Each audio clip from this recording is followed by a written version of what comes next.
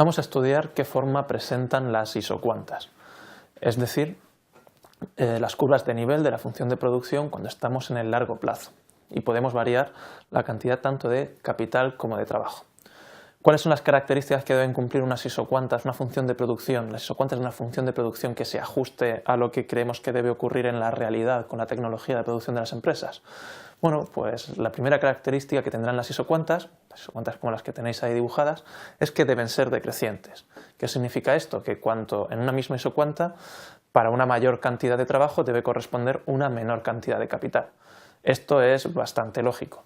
Como sabemos, pues las isocuantas nos representan combinaciones de capital y trabajo con las que la empresa puede fabricar el mismo nivel de producción.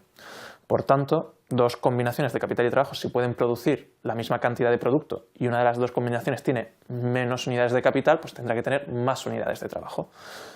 Pues esto debe cumplirse en todas las isocuantas que tengamos. Otra característica que deben tener las isocuantas, bueno, pues que tienen que ser crecientes hacia la derecha y hacia arriba. Es decir, las isocuantas una isocuanta que esté situada a la derecha y hacia arriba de otra isocuanta debe corresponder a un nivel de producción mayor, como las isocuantas que tenéis ahí dibujadas, que como veis, las que están hacia la derecha y hacia arriba, pues corresponden a un nivel de producción de 40 y 60 superiores al 20. ¿Por qué esto es así? Porque las isocuantas que están hacia la derecha y hacia arriba contienen combinaciones de factores con más de ambos productos que las isocuantas que están hacia la izquierda y hacia abajo. Si tienen más capital y más trabajo, pues deben ser isocuantas que corresponden a niveles de producción mayores. Otra característica que deben tener las isocuantas es que no se crucen, pues como las tres isocuantas que tenéis ahí, que no se cruzan.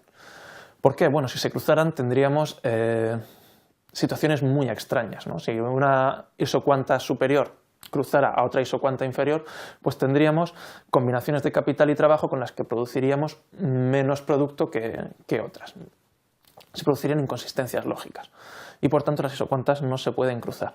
Finalmente, la última característica que tenemos para las isocuantas es que deben tener una pendiente decreciente, que es lo que veis ahí indicado, que al principio son muy verticales y después son cada vez menos verticales. Esto significa que la tasa a la que estamos sustituyendo un factor por el otro es cada vez más pequeña. La pendiente de las isocuantas es la tasa a la que podemos sustituir una unidad del factor trabajo por unidades de factor capital. Lo que quiere decir esta característica es que cuando tenemos muy pocas unidades de factor trabajo, la pendiente es muy grande, la pendiente es muy vertical, y al ser muy grande significa que muchas unidades de capital sustituirán a pocas unidades de trabajo. Conforme nos movemos a la derecha, la curva es más plana y esto significa que la pendiente es más pequeña, que menos unidades de capital sustituirán a una unidad de factor trabajo. Y esto es también bastante lógico porque nos indica que cuando tenemos mucho capital y poco trabajo, muchas unidades de capital serán necesarias para sustituir a una única unidad de trabajo. Por ejemplo, si estamos produciendo con 100 máquinas y 4 trabajadores, pues si añadimos un trabajador extra, un quinto trabajador, pues lo que haga este trabajador podrá sustituir a muchas máquinas.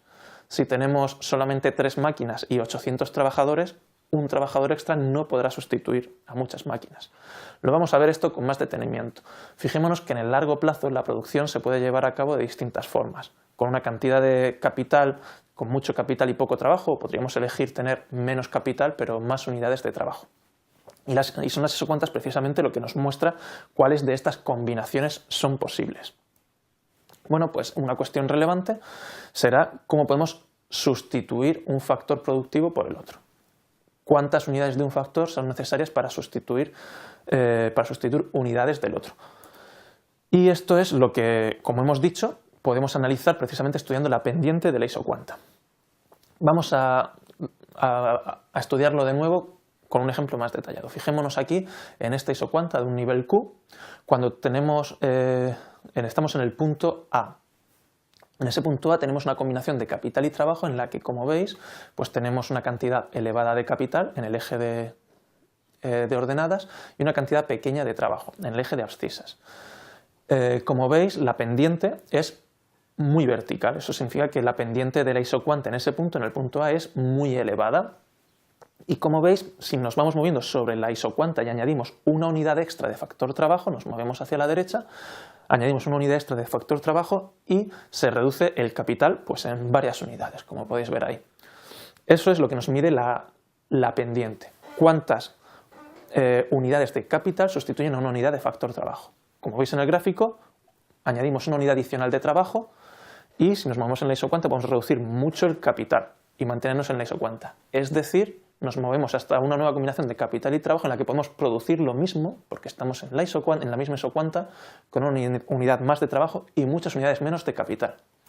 Si nos vamos hacia la derecha, hacia el punto, la combinación de factor y trabajo que tenéis en verde, el punto B, como veis, ahora la pendiente es más pequeña, es más plana, ¿no? Una pendiente más baja. Lo que nos está midiendo la pendiente es cuántas unidades de factor capital necesitamos para sustituir a una unidad de factor trabajo. Como veis en ese punto, si nos movemos una unidad de factor trabajo hacia la derecha, es decir, añadimos una nueva unidad de factor trabajo y nos mantenemos en la misma isocuanta, pues la reducción de unidades de capital que podemos hacer es mucho menor.